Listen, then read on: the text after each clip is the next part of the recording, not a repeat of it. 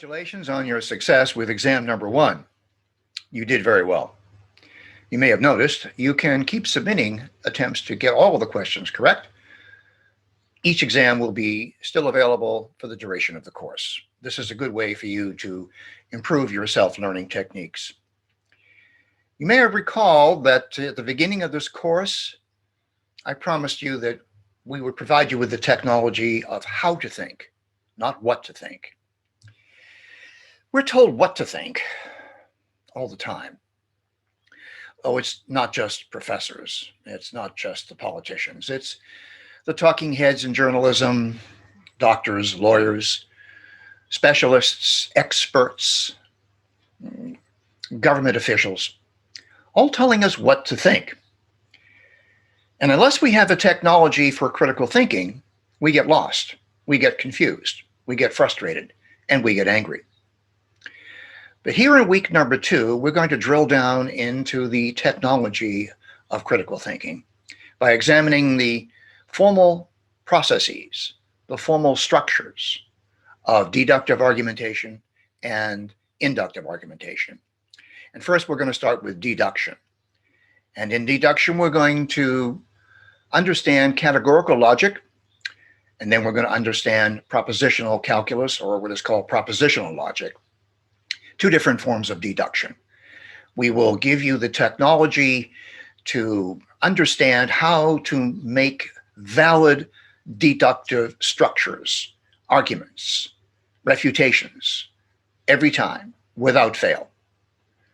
And then, of course, in week number 3, we will give you the proofs and train you how to examine and evaluate arguments just by listening to them, just by absorbing them, and just by asking yourself a few basic questions.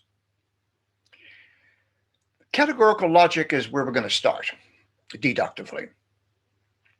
Categorical logic was formulated by Aristotle, who lived in the 3rd century before Christ.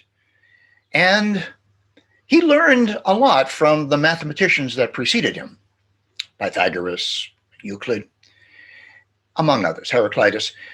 A whole bunch of people actually realized that mathematics was an absolute discipline. Music, for instance. You change one note in a symphony and you hear it. You hear that something's wrong. Something's not sound, literally. So Aristotle asked himself a very simple question. He said, well, how is it that we do think? How do we think? And his response was, well, we think in categories. We observe various kinds of trees, and then we create the category of tree. We observe certain kinds of people, and we create the category of politician. We observe certain kinds of things, and we create the category of rocket ships, or software apps, programs, computers, food, animals, all kinds of things we think in categories. So then he asked himself, well, how is it that we think in these categories? How is it that we decide that certain things that we observe belong to a category, have membership in those categories? And the more he thought about it, the more he realized that there are just 4 different ways in which we think of objects being members of categories. There's the universal affirmative. Let's say all dogs are mammals. What does that tell us? It tells us that everything that is a dog, every dog that we observe, is a member of the category called mammal. Why? Because the definition of mammal is that mammals are animals that breastfeed their young.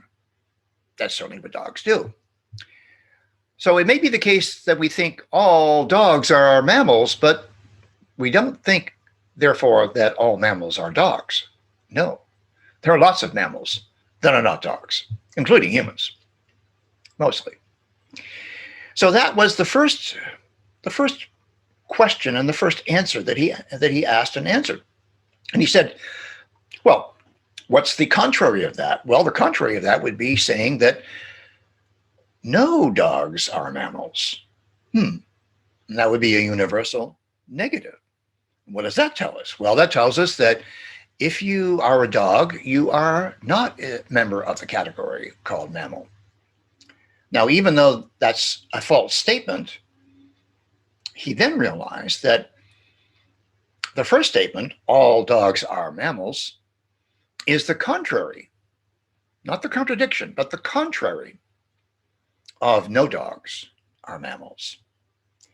That gave him a great insight because he realized that both the type A proposition, all dogs are mammals, and the type E proposition, no dogs are mammals, they're contraries. Both of them cannot be true at the same time. But then he discovered something amazing. One of the little gutty-whats of logic. He discovered that, wait a minute, both the A proposition and the E proposition cannot both be true at the same time, but they can both be false at the same time. It may be the case that only some animals, some dogs, are mammals. And it may be the case that some dogs are not mammals. So then he discovered what we call the type I and the type O proposition. And Aristotle formulated what's called now the square of opposition. And on the square of opposition, we can see type A proposition is the contrary of type E. Type I is the subcontrary of type O. Type A and type O are contradictions. Type E and type I are contradictions. This is the very beginning of categorical logic. And during week number 2, we're going to drill down into categorical logic. We're also going to drill down into something called propositional logic. Propositional logic has a very similar kind of structure. 2 premises with a single conclusion. Actually, in propositional logic, propositional calculus, you can have many premises. But we'll start with just 2 premises and a single conclusion, forming a syllogism.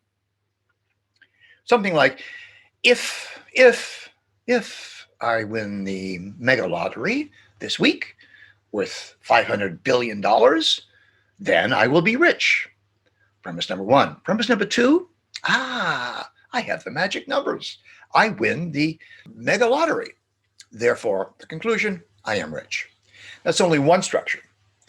So during this week, we will be giving you the technology of thinking how, not thinking what.